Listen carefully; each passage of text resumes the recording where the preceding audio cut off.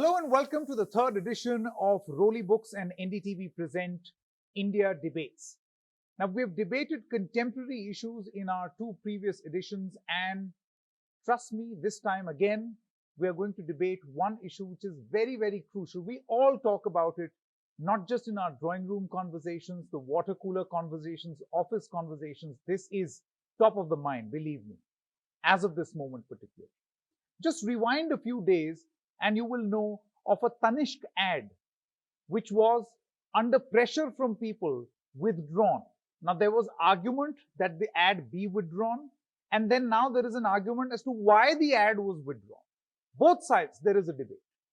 But this particular matter or this case takes us to a larger issue of a cancel culture. This has been spoken about internationally in the United States, other Western countries as well. And in the Indian context too, a lot of people are now commenting and perhaps worried about a cancel culture.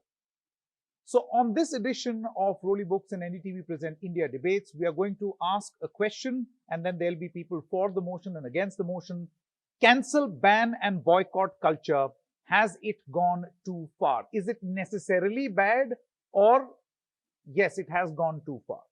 So we have people for the motion and against the motion. Let me introduce our guests on this debate.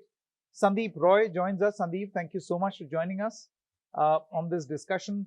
We also have Aryama Sundaram, noted lawyer. These two are for the motion, and those against the motion that it has not gone too far. We have noted lawyer Karuna Nundy and writer and film critic Sucharita Tyagi. Thank you so much. So the format of this debate is very simple. Each of you commentators are going to get 3 minutes time each. I know it's going to be a very, very difficult task, particularly for the lawyers, to sum up their argument in under 3 minutes, but please try hard. You will succeed. So let's begin first by inviting Sandip Roy, who's going to speak for the motion. I'm repeating the motion again. Cancel, ban and boycott culture has gone too far. Sandip, your 3 minutes begin now. Thank you so much, Sanket. I think it's very important to remember, as you said, that the topic is not is cancel, ban, or boycott good or bad, because is there racism, bigotry, transphobia, misogyny, hate out there that deserves to be called out? Of course there is, absolutely. But the question is, has the rush to boycott, ban, cancel, did I get it sounds like BBC, no? Boycott, ban, cancel. Anyway, has it gone too far? And I think yes, because, you know, if you remember back when we had the satanic verses, that made huge news in 1980s in India with the ban on it, the import of the book. Now getting offended has pretty much become a fundamental right. We could sort of even have a world offense day, like we have a world yoga day, and then try and set a world record in how much can we all get offended and how much offense can we take. So from satanic verses to what you started with, Sanket, the Tanishq ad, has been a long and slippery slope. And looking at all sides of the issue, would anyone really dare make a film like, say, My Name is Khan today in India, or even a film like Tootsie in Hollywood?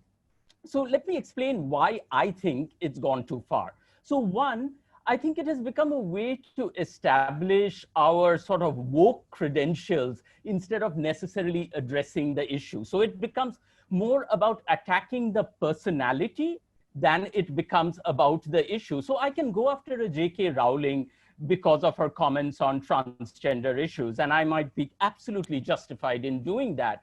But on the other hand, you will have somebody like a Donald Trump who will tweet out something offensive about some group, you know, several times a day, couple of times before breakfast and 3 times before dinner, and he will not be getting canceled. In fact, if you try to cancel him, he gets even more powerful, because as a powerful person, he now gets to plead that he's the victim, and that actually enhances his power. And let's be frank, number 2 is when I'm calling someone out on their prejudices, am I pushing for change or am I just virtue signaling? I mean, right now during the lockdown, I had friends who posted pictures of something they'd cooked. And someone said immediately, oh my God, how can you post pictures of food when people are starving and suffering so much? Without thinking that the person posting those pictures might also be, needing those posts in order to feel good and less anxious. So finally, I think I want to leave you with something this African-American activist named Loretta Ross said. She said that calling in is something which we need now, which is really call out, but it's done with love rather than tone policing. And I think that's what the world needs more of, rather than this race where everyone wants to cancel everyone before someone cancels us. Thank you. All right, thank you very much, Sandip. And now we go across to Karuna Nundy. She's speaking against the motion. Cancel, ban and boycott culture has not gone too far, she says. Karuna Nundy, your time begins now. What is cancel, ban and boycott culture? It's value neutral.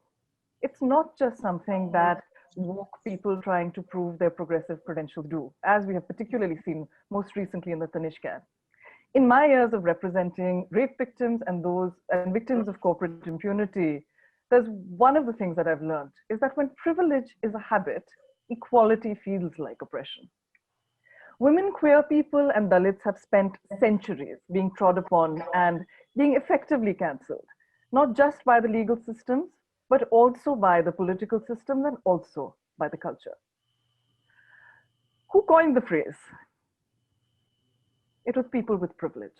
It was people who felt threatened. It was people who felt cancelled in response to calls for justice.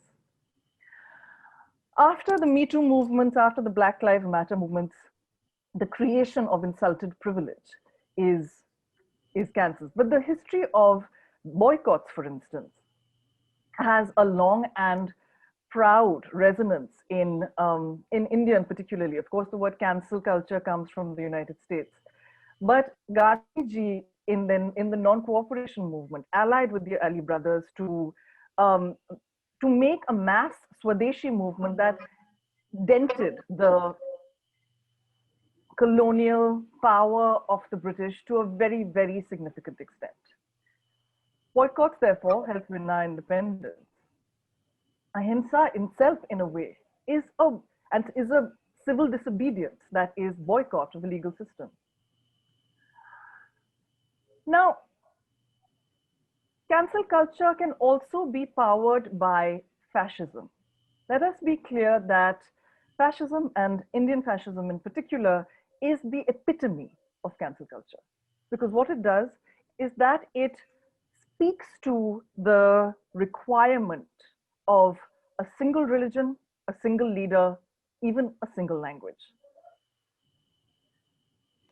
The thing is that the Tanishq was withdrawn not only because of the boycott. It was very much also withdrawn because of the death threats that were sent to the brand managers and people who were, today itself, people were in a shop outlet yesterday in Gujarat, today in another state.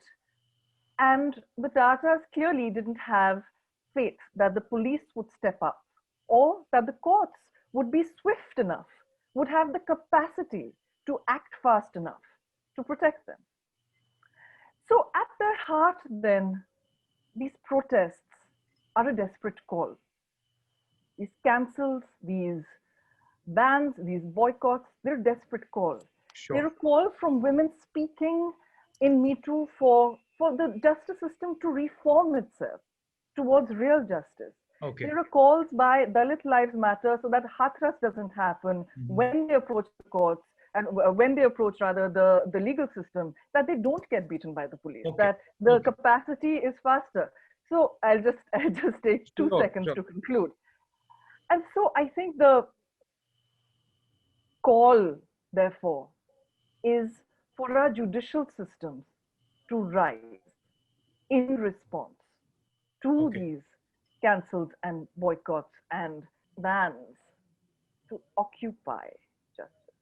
Okay, sure. Thank you very much, Karuna Nundy, for your opening comments. I now invite Aryama Sundaram, Senior Advocate of the Supreme Court, who's now going to speak for the motion. Mr. Sundaram, your 3 minutes begin now. You're speaking for the motion. I'm repeating again, he feels cancel, ban and boycott culture has gone too far. Mr. Sundaram. Sanket, at the very outset, in these, what I consider the opening remarks, I want to just highlight reasons why I am speaking for this movement, why I do believe that this entire culture has gone too far. You see, there lies a very thin line between the virtue of vox populi and the vice of oppression. Often, humankind by nature is suspicious and despairs of blacks and whites and wants to find their comfort in zones of gray. But where the danger lies is that the boundaries get blurred and these grays then become each group's blacks and whites. And what really happens then is a complete arbitrariness of action starts. And everyone sees a different shade, but everyone believes their shade is no longer gray. It's black or it's white. What does this culture really say? It says, if a majoritarian view, and more often than not, a very vocal minoritarian view, has a view, then their view has to be followed over all else. Although people are meant to have freedom of expression, that freedom of expression is thrown out of the back door. Why? Because this so-called majoritarian view or the vocal minoritarian view bulldozes any contrary thought or expression in an individual. It pressurizes the state. It seduces the media into taking its own view as the correct view. And with that becomes the imposition of thought, and out of the window goes free speech and expression. And I ask myself, is this not the very antithesis of freedom of thought, freedom of speech, freedom of expression, which go to the very fundamentals of the Indian ethos, the very fundamentals of our constitution? And does it not go against democracy itself? The recent examples we shall go through later. But now I want to emphasize one thing. The imposition of an assumed majority against an individual belief is a death knell of free thought, free spirit, free conscience. And the sad part is, in a country where we have raised free thought to a level of a fundamental right, where, to quote Justice Chinnapareddy, the thread of tolerance runs right through our constitution. And yet, we are willing to say that the population believes this, ergo, there can be a ban, there can be a boycott, and someone can be cut off from believing and doing what they want. While imposing one's view and overruling others with it envisages a fair description of what the public sentiment wants. I want all of you to just stop for 1 second and think. Right. What if it was your view which is being overrun? What if Ria was your daughter? What if that truck driver who was carrying mutton, his load was mistaken for beef, was your brother? What if that happened to you? What would you feel about this overrun of your individual right? Okay. All right. Thank you very much, Mr. Sundaram, for your opening comments. And now I invite Sucharita Tyagi, writer and a film critic. Thank you very much. You are speaking against the motion. I'm repeating the motion again. Cancel, ban and boycott. You argue this culture has not gone so far and not gone too far. Ms. Tyagi, your time begins now. Thank you, Sanket. I'm a film critic and a general opinion provider to anybody who will listen. It really says something about how much absolutely pointless anger and extra time some doyens of our intellectual superior overlords of troll armies on the internet must have, that a silly meme which started as a joke popularized by Kanye West and other Americans has mutated and turned into a beast which has riled some people up so much that it's the subject of national debates. As an observer of popular culture and as someone who has shaped her entire career around talking about popular culture, the term cancel culture is fascinating to me. What are the things that actually get cancelled? Literally, TV series after a bad season, classes when your teacher falls sick or is just done with her dumb students, dinner on days my mother has had it with her ungrateful family. When things actually get cancelled, they cease to exist. Yani, sorry fans of Priyanka Chopra, no more Quantico. your education is incomplete, your teacher is not coming, and aaj raat ko bhooke so jao. Isliye when us jokers on the internet first started cancelling things, it was a joke. Why can't I sleep at night? My brain is cancelled. I've just found out I'm a full-grown adult with lactose intolerant. Lassi is cancelled. When you're cancelling something on the internet, that's really what it is. That's how it started. It's hyperbole. It doesn't have any real life impact or impact beyond a few retweets. Now, when this started to be used for people, some other people decided to take note. क्योंकि jokes को jokes तो हम रहने नहीं देते हैं आजकल, हम सब बहुत serious लोग हैं. But can you cancel people? Short of actively murdering someone, and this is not an endorsement, there is no way to actually cancel a person. When you're canceling someone on the internet, it's your self-important declaration of changing your allegiance. I grew up on Harry Potter, right? And I'm not just a fan. I was one of those fans who took a train to Jaipur, having fallen for the rumor that J.K. Rowling is going to show up. Like, I am obsessed. But to me, like thousands of people, J.K. Rowling, and after her transphobic comments and essays and later analysis of her actual writing, is cancelled. Does that affect her? There's articles upon articles on the internet saying that she might or might not be richer than the Queen of England. All she has to do to uncancel herself is delete her Twitter account, or keep it, but not tweet about trans rights and trans movements and trans people, or even keep tweeting. No amount of cancellation is actually affecting her. It's only her fans saying their truth, attempting to hold her accountable.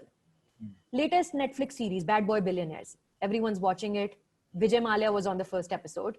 Vijay Mallya was long cancelled by so many people when he stopped paying his employees. He was still in India, a free man. It didn't stop him from inviting Enrique Iglesias to perform at his birthday party. Yeah. Most men accused in Me Too, and I'm just going to wrap this up, Sanket. Most men accused in Me Too in India, in the film industry, they're working with big budgets, they're back with movie stars. Toxic films about toxic masculinities are cancelled by film critics constantly, only to make 300 crores at the box office. Only when a solo voice is too weak and too easily suppressible. Only those who think that they might be cancelled are actually worried that it's a real threat. It's not a blanket term. Just how not all offenses are the same. Right. Sucharita's very passionate defense of her motion. Let's see if we can. Let's start a response. Anyone wants to agree with what she is saying or disagree? Mr. Sundaram, would you like to go first? Yes, what I would like to ask and probably wonder about is, what are the examples that Sucharita has been giving?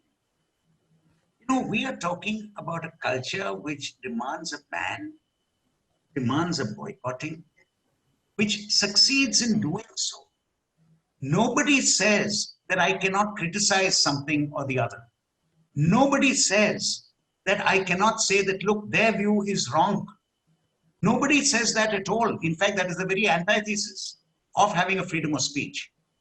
I am going into a case where there is such pressurizing to violence at times, if not violence, pressurizing media houses, pressurizing the state machineries to act in a certain manner, when the law itself will take care of these things. So if I understand you correctly, Sucharita, you feel if someone's done something to be trolled about, if someone's done something which is wrong, then let them pay for it. I agree with you. They must pay for it. They must pay for it. But let's not use a majoritarian force to force them to do it, and let them have their constitutional right to defend themselves. Sure. Okay. Karuna Nundy as well as Mrs. Sandip Roy want to come in. Ms. Nundy, I'm going to come back to you in just one moment. Sandip Roy, there was this, before you speak, I just wanted to ask this question on the influence of social media. See, social media has enabled a lot of people, and this is the argument that is being played, was the subject of one of our debates also at India Debates, that social media is destroying democracy, or whether it is preserving democracy. Do you feel that the one thing that social media has done is empowered people so much that they can very actively and in a united way participate in a cancel culture, an engineered cancel culture? Yes, Sanket, I think it has definitely, social media has empowered people to en masse, organize what people will sometimes call an online mob, as it will, to say, cancel this, cancel that. But as Karuna has rightly pointed out, the idea of a cancel culture, as Indians, we can say we did it first, we invented it first, because we had Gandhi, and Satyagraha was, boycotting British goods, is an ultimate example of cancel culture. But one critical difference that I would like to point out to Karuna is that the point of Gandhi saying boycott British goods was not to prove that he was holier than thou in there, but to also shame the British into understanding that they should not be colonial masters. So there was this, the idea was to effect change at the end in the minds of the oppressor as well. I fear cancel culture right now has done away with this element of forgiveness, because canceling right now is not about forgiving anymore, which is a very human aspect, what makes us human. And as for what Sucharita said, I was nodding along, Sanket, because I forgot for a moment that Sucharita was on the opposite side of the debate. Because when she was talking about, I thought she was like, oh, she's on my side. Because when she was saying about J.K. Rowling, I'm like, exactly the point, when you make the point that, people trying to troll J.K. Rowling about transgender or something are not really going to make an effect, any real dent in her net worth, or people reading Harry Potter books, in a way goes to prove that cancel culture is going to work, because it's actually ineffective in reaching the people that you want to reach, the people who are truly powerful. You end up canceling people like me and Sucharita, because we made some, misstep, said something wrong on NDTV, and oh my God, people have pulled out this clip and they've gone viral with it. Karuna Nundy as well as Sucharita, one by one. Ms. Nundy, we'll begin with you. See, this point that Sandip Roy was mentioning about injustice, fighting injustice, if I've heard him correctly, fighting injustice cannot necessarily be looked at as promoting cancel culture. But then see, these things are so subjective. What is injustice for me? And as long as you're challenging the law, for instance, you referred to Gandhiji. At that time, he was challenging the law of the land at that moment. And a section at that point would have felt that this is, Mahatma Gandhi is indulging in cancel culture. Whereas what he was doing was fighting injustice. So do you think that this is extremely subjective? Both what is cancel culture and what is injustice?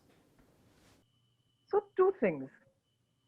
One is that if you look at them as a whole, cancel culture, private bans, and we're talking about private bans, we're not talking about state bans, because we're talking about bans in culture, right?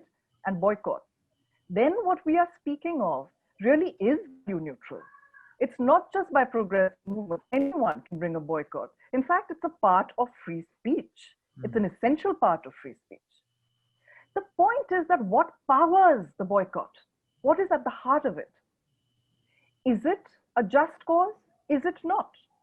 Of course, everybody believes that their cause is just. The people who were threatening the brand manager from Tanishq, they believe their cause is just, right?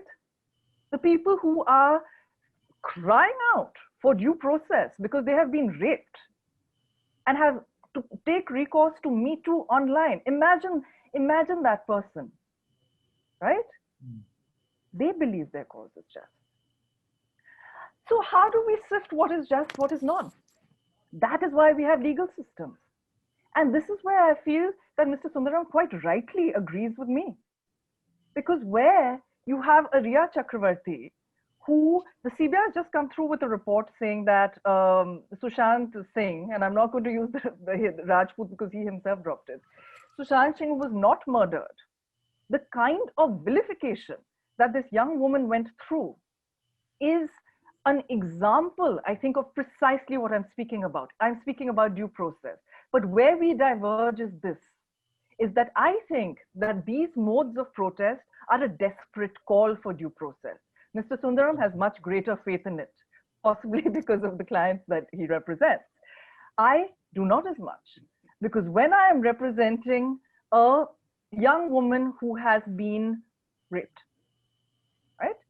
And she is, before she wins at the trial court level, we win at the trial court level, and the case has been pending, the man is out on bail, and the challenge of the bail application, the man was convicted, right? Post-conviction bail pending in the High Court now for 2 years. And so The process is the punishment. At the moment, we have about 20 judges per million, and that number is lower than some countries in sub-Saharan Africa. We have 10% of our judges are women. At the lower court level, that's 27%. If you look at the number of OBCs we have as judges, that's about 12%. That number goes lower when we speak of Dalits. So the kind of, trans people I'm not aware of one trans judge, actually. And so when we think of diversity in our judiciary, when we just think of sheer numbers, when we think of our police per million is lower than Ghana the last time I looked. So justice is thin on the ground. And that is why we have these boycotts, we have these cancel cultures, we have these bans. It is a desperate call for justice. For justice. I think this is a very interesting, and we tend to do this here at India Debates, where a lot of people who are either for or against end up, paths cross. And that's the beauty and nature of conversation, and not just debate, is to look for those meeting grounds. So I'm glad to know that Aryama Sundaram's view to some extent is the same as Karuna Nundy's. Sucharita wanted to come in. Yes, Sucharita. If collective outrage or feedback has pushed an individual or an organization into a corner where they have no other option but to give in to the demands of people, and this is crucial here, where they have no other option but to give in to the demands of the people, should we be upset that so many people are upset, or should we be looking at what is the larger picture here? What is the larger commentary here? That this particular controversy is nestled within. Riya Chakravarti was not cancelled. She was targeted by 80,000 fake accounts on Twitter. Troll armies are not cancel culture. Troll armies are just that. They are paid troll armies. But what if it, Sucharita, what if it leads to a cancel culture? See, what was the basic objective of those 80,000 fake accounts, alleged fake accounts? That's the question. Because it's still under investigation. Yeah. Correct. Sure, alleged fake accounts. But that's the question. What is this larger commentary here that we need to be looking at, that this controversy is nestled in? Who are these people who are paying for these alleged fake accounts? And why? Why is the might of some person who's paying for this targeted at an actress? Why are we trying to cancel an actress whose only fault is that she was close to somebody who is no more, and his death has been surrounded in controversy? We have the internet right now because it's punching up. When you're canceling something and when you're saying something is cancelled, that J.K. Rowling is cancelled, or someone else is cancelled, that's punching up, and that's never wrong. To call for to bring attention to something that you think is wrong, and other people need to come together to also draw attention to. And I'm all for it. We really have to differentiate. Not everything is cancel culture. There's organized trolling, there's cancelling on the internet, there is actual real threats to life. Not everything is cancel culture. I think this is an interesting point. Yes, Mr. Sundaram, I'm going to come back to you, but Sandip, let's begin with you. What are you actually, when you say that the boycott and cancel culture has gone too far, then are you opposing individual cancelling, or you're opposing a government indulging in cancel culture, or you feel that there is institutionalized cancel culture? What exactly? Because, Sucharita feels that you can't club everything and see it under the broad spectrum of this being cancel culture. Sandeep Roy. Sucharita has a very good point that not everything is cancel culture.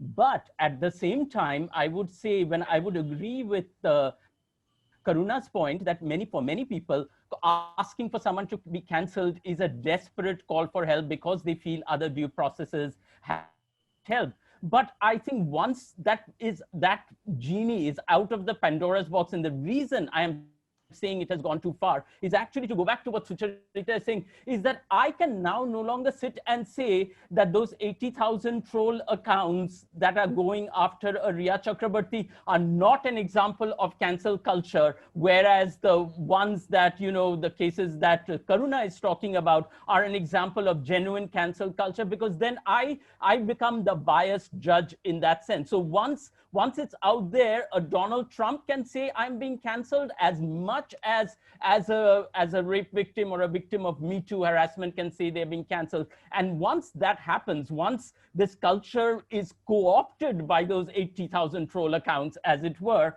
is a sign for me that it has gone too far. Let me quickly go across to Mr. Sundaram because he had raised his hand first. Mr. Sundaram, you wanted to come in? Yes, what I really want to point out is somewhere along the way, we are getting our wires crossed. And I'll tell you why I'm saying so. You know, protest, demanding a ban, boycotting, demanding a cancellation is not something new at all.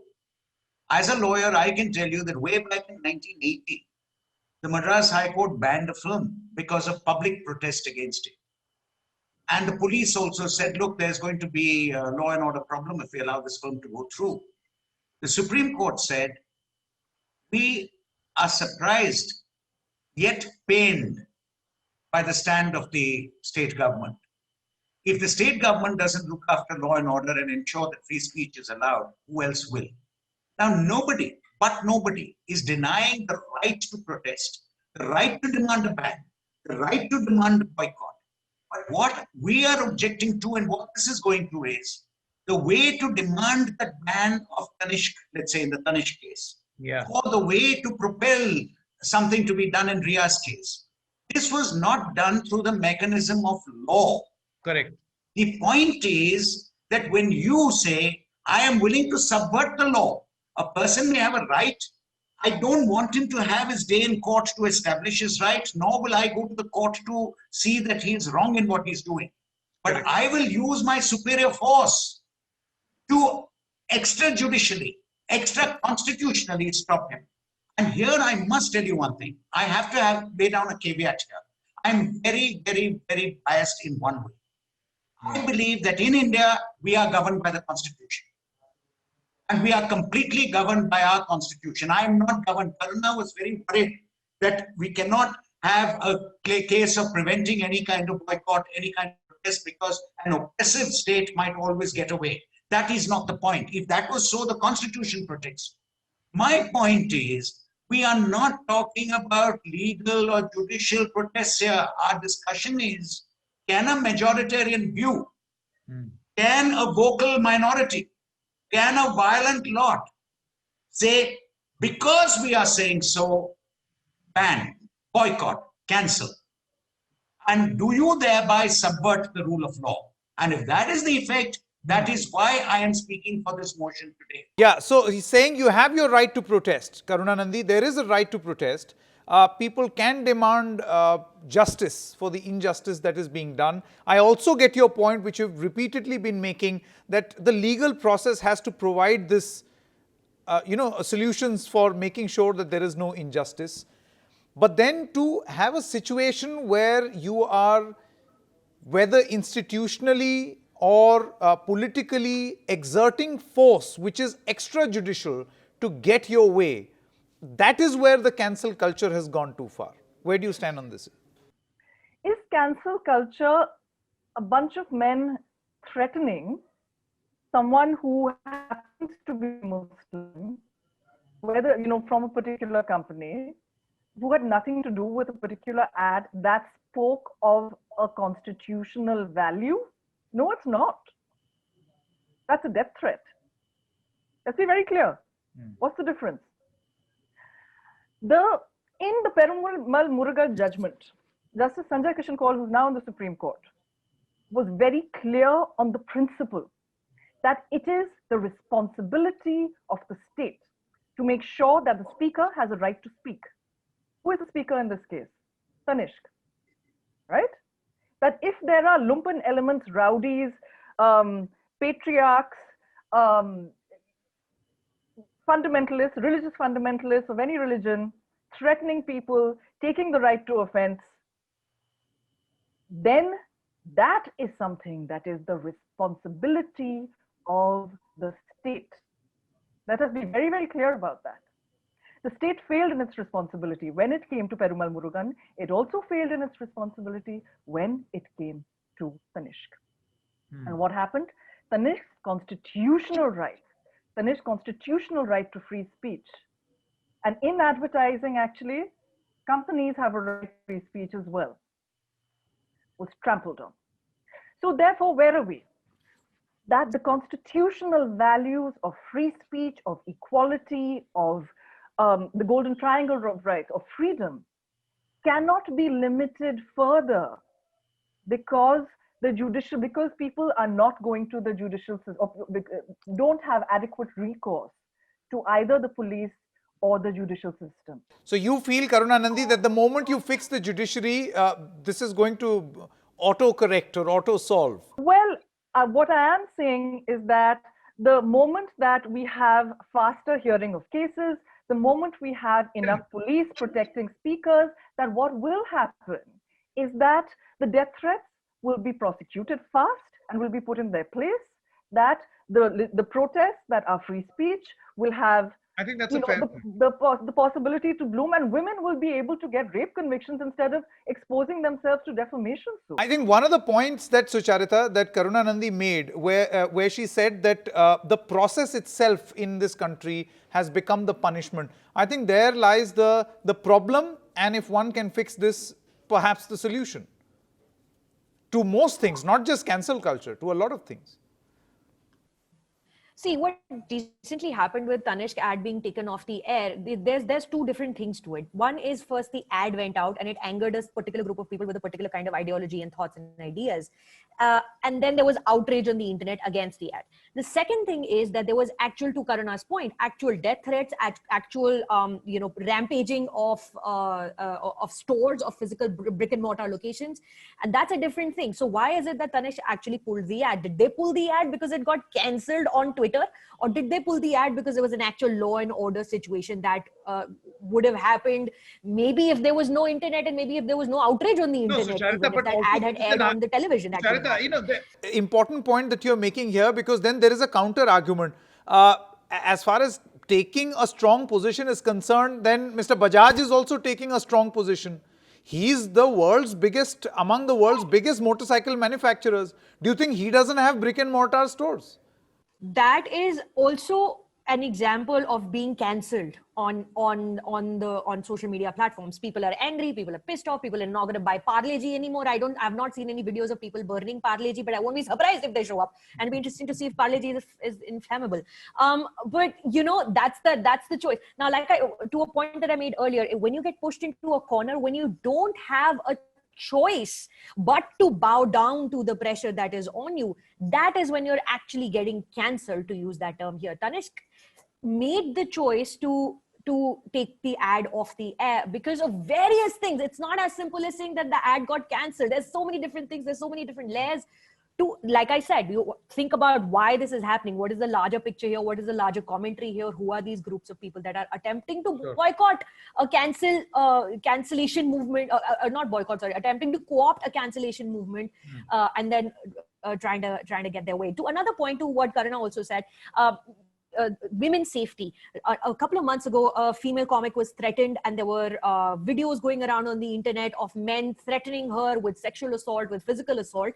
And because the community of internet users and community members came together and started tweeting it and started cancelling these people who were issuing these really not even thinly veiled, actual threats to her safety and her life, that those persons were then traced, caught, arrested, and those videos taken down. So you cannot put one thing under the same, all the things under the same umbrella. There's many layers.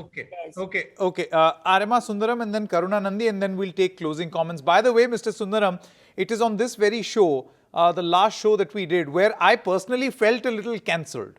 So it'll be very important for me to understand the dictionary meaning of what this means, or how exactly is this a culture, because when we debated, what we felt was, or could be debated, a word secularism. Our debate point was secularism is essential to democracy, and there were people for the motion and against the motion. There was this sudden backlash on Twitter, a strong storm of people who said, how can you debate this? And our argument was that this is a word that has been added later, right? To say that this is sacrosanct, perhaps, it's not an assault on democracy if I'm debating. There is a view in the society and we're debating about it. So I at that moment felt cancelled. But was that cancel culture or not? I do not know.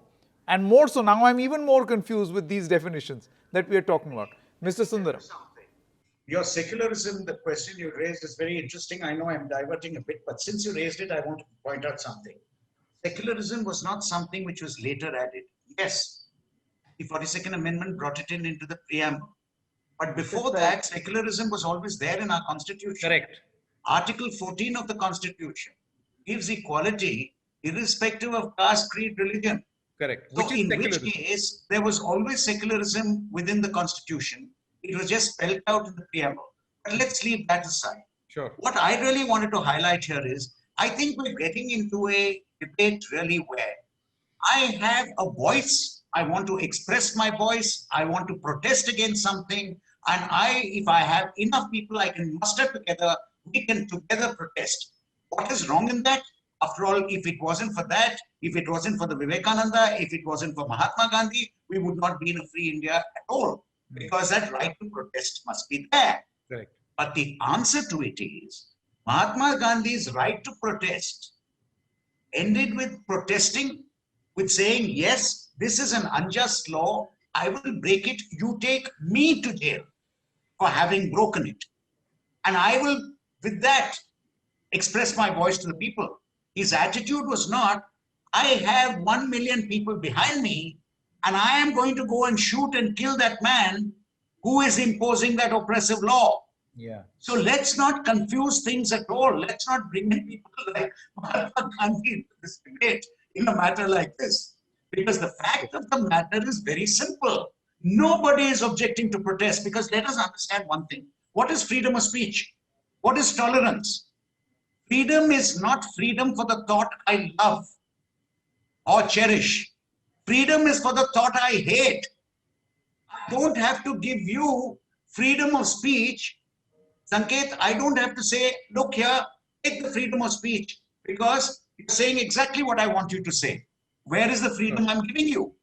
The freedom of speech is for the freedom for the thought we hate. Okay. That is, you say something I hate, my reaction to it is go against you constitutionally. I think we'll have to give a right to reply to Karuna Nundy, because there was a reference to the comparison that she made, but also telling all our panelists that we are now coming to the end of this debate, and we'll be giving each one of you panelists 2 minutes time to make your concluding comments. But before that, Karuna Nundy is right to reply. Ms. Nundy, please go right ahead. Mahatma Gandhi did not shoot anyone. But neither did anyone who was looking to cancel or boycott or ban, private ban. So that's a straw man. When you have a voice, then silence is complicity when there is injustice. And there is injustice. Given that we have a problem with due process, given that if you are impugned under a speech law, then the process is very much the punishment. Given that if you are, and I take full responsibility for this. We are all working to improve the judicial system, right? Whenever I can, I participate in workshops at the National Judicial Academy, at the Delhi Judicial Academy. This is all our responsibility. However, until we are able to strengthen the judicial system, are we going to take away voice? Are we going to take away the ability of a molested person to speak? Are we going to take away the ability to protest? But Karuna, is that cancel culture? See, if I listen to Mr. Sundaram, he's saying protesting is not cancelling. I've got you the definition. Yeah. Okay. So the definition, according to, it's not very satisfactory. It's Wikipedia, but No, don't quote Wikipedia. That's a bad source. So let's put Wikipedia. So I completely agree with you. So let's put Wikipedia. I think what we'll do is, since we are running out of time, Karuna Nundy, what we'll do is, we're running out of time. So now let me begin the closing comments. So we can begin with you. Each panelist will get 2 minutes of time for your. I'll come last. I just finished. Okay, you will come last. Fine. So let me begin with Sandip Roy, and also a word for our viewers. You've heard what our 4 panelists have had to say. It's time for voting. So you can decide who spoke best and vote for your favorite speaker. Did the people who were speaking for the motion, Sandeep Roy and Aryama Sundaram, spoke well, or did Karuna Nundy and Sucharita Tyagi spoke well? So they can also individually appeal to you to vote in favor of them in their closing comments. Sandeep Roy, we'll begin with you. Your 2 minutes begin now. Thank you, Sanket. I feel like this is like the last stage of the debate version of Indian Idol, but please vote for me. But I'm going to directly go off what Karuna ended with when she said, are we going to take away this person's right to protest? Because it is true that in our system, due process takes too long. And absolutely not, which is why I think I started by saying, is this about the fact that asking somebody to protest, to say, you know, you should boycott this firm's product, is that always necessarily bad? The topic is not about whether this is good or bad. The topic is about whether it has gone too far. And that is what I want to stress right now, is that it's obviously somebody who feels that their voice is not being heard. It should be able to stand up there on the internet and be able to protest. And canceling something goes way back, as Mr. Sundaram has pointed out, in the terms of, you know, Stanley Woolpert's 9 hours to Rama about the assassination of Mr. Gandhi was cancelled, so to speak, so many years ago. But I think the point to remember, the reason why I think it has all gone too far is because I feel now we've lost the room for allowing people to even make a genuine, well-meaning mistake or blind spots that we are all guilty of. So you had Yashika Dutt, who wrote Coming Out as Dalit on your debate before. And I remember once telling Yashika, but you know, people like me and my friends, we don't really care what caste you are or what caste our friends are. And she said very gently, to not care about caste, Sandip, is the sure sign of privilege, upper caste privilege. And it stuck with me and it made me think, because instead of getting into high dudgeon and cancelling me, she chose to draw me into the conversation and made me think. And that is why I feel it was more effective in effecting change to do that, instead of just saying, oh, you are just too casteist and we will cancel you. And so that's why I feel in the end that's what we want, right? Change. So I urge everyone to vote for the motion. Sure. Fantastic. Fantastic. Finished in 2 minutes flat. We'll now go to Mr. Aryama Sundaram. Your closing comments. Time begins now. All I can say is that after all of you have heard what's being discussed, I want you to just sit back for a minute. I want you to sit back and think that you had written an article yourself. I want you to sit back and think that your daughter has been caught and implicated in something you felt she never did. I want you to sit back and think that, look here, this member of my family was got on by a mob just because he did something or he voiced a view which the mob didn't like. I want you all to sit back and think, look, how would I react? How would I react if I was being trolled by a huge vocal voice, which may not be the majority of people at all, but a sufficient large enough minority, which are all saying, stop him from doing that, stop her from doing that, hang him for this, hang him for that.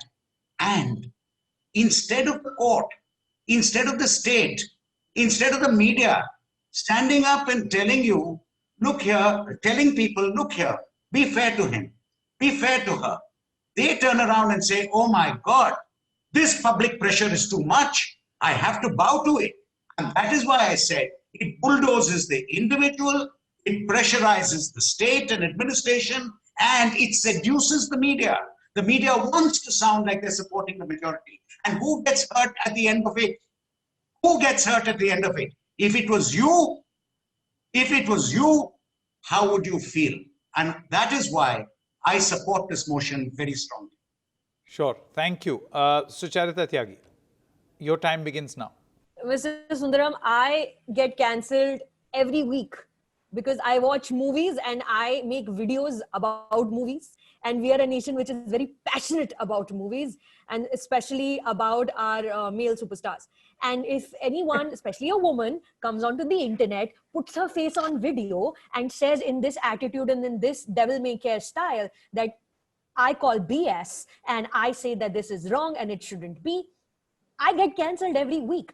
And Karuna will understand this. The armies upon armies of fans of superstars who come after you on Twitter, and you feel the pressure of not going against this superstar again, and not saying these opinions again, and not voicing your actual thoughts again, because there's people putting pressure on you. People are trying to cancel you. So I have been in that place for more than 5 years, 6 years, close to. I mean, I've been in broadcast for 10 years of my career. I was in radio before this. So it's on you. If you feel like you're getting cancelled, you take a step back, listening to your advice, taking a step back, thinking about it, and then realizing, does it really affect me? If I am surrounded by a support system or a group of people who believe in me, who say that I am saying the right thing and who are going to stand with me, then I am just going to continue marching on doing what I do.